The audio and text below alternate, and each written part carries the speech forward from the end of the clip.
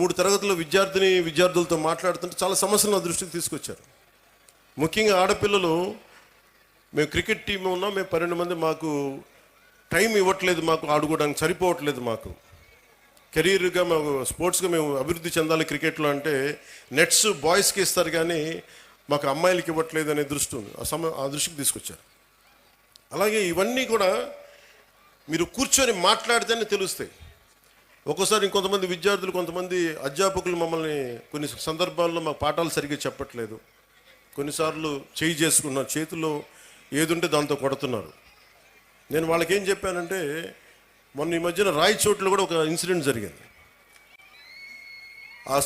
ఆ class teacher Ijaz Ahmed గారు అనుకుంటా, ఆయన ఏదో విద్యార్థులు గొడవ చేస్తుంటే ఆయన ఒక దెబ్బ వేస్తే ఆ విద్యార్థులను తిరగబడి ఆయన గుండెల మీద కొడితే ఆయన చనిపోయారు. సో అధ్యాపకులకు ఎంత బాధ్యత ఉందో విద్యార్థులకు కూడా అంతే బాధ్యత ఉంది. మీరు డిసిప్లైన్డ్గా ఉంటే మీకు బలం ఎక్కువ ఉంటుంది. మీ తల్లిదండ్రులకు మీరు చెప్పండి. మీ తల్లిదండ్రులు, ఒకళ్ళ అధ్యాపకులు కానీ ఎవరైనా సరే, పెద్దలు, స్కూల్ నడిపే పెద్దలు ఎవరైనా తప్పు చేస్తే మీరు దృష్టికి తీసుకొస్తే ఖచ్చితంగా దాన్ని సరిదిద్దుకుంటారు. దానికంటే ముందుగా మీరు కూడా చాలా బాధ్యతగా ఉండాల్సిన అవసరం ఉంది. అలాగే మనం చదువు అనేది ఆబ్జెక్టివ్ ఆఫ్ ఎనీ ఎడ్యుకేషన్. ఉద్యోగాలు సంపాదించడానికి, ఆర్థిక స్తోమత పెంచుకోవడానికే కాదు, జ్ఞానం పెంపొందించుకోవడానికి కూడా. ఇది నాకు ఇష్టమైన నాని పాల్కేవాలా గారు చెప్పింది.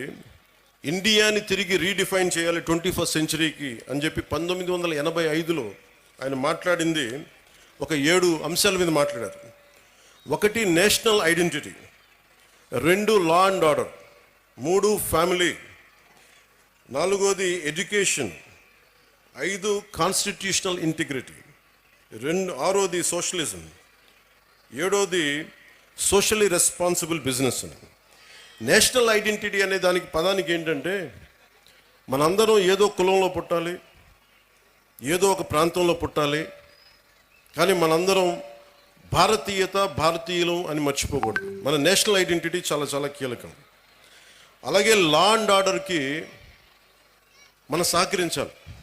ఇందాక ఎస్పీ గారు చెప్తా ఉంటే, మన కళ్ళ ముందు తప్పు జరుగుతున్నా, ఇప్పుడు గర్ల్ చైల్డ్ ప్రొటెక్షన్, ఆడబిడ్డ, నేను మీకు చాలాసార్లు విద్యార్థులు కూడా చెప్తా ఉంటాను.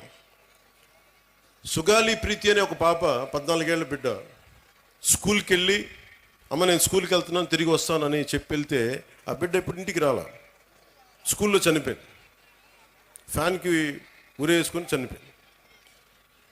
దాని మీద ఈ రోజు వరకు యాక్షన్ తీసుకోవడానికి చేస్తామంటే, ఇప్పుడు ఈ మధ్యన మన కొత్త ప్రభుత్వం వచ్చిన తర్వాత దాని మీద యాక్షన్ ఇనిషియేట్ చేస్తా ఉన్నాం.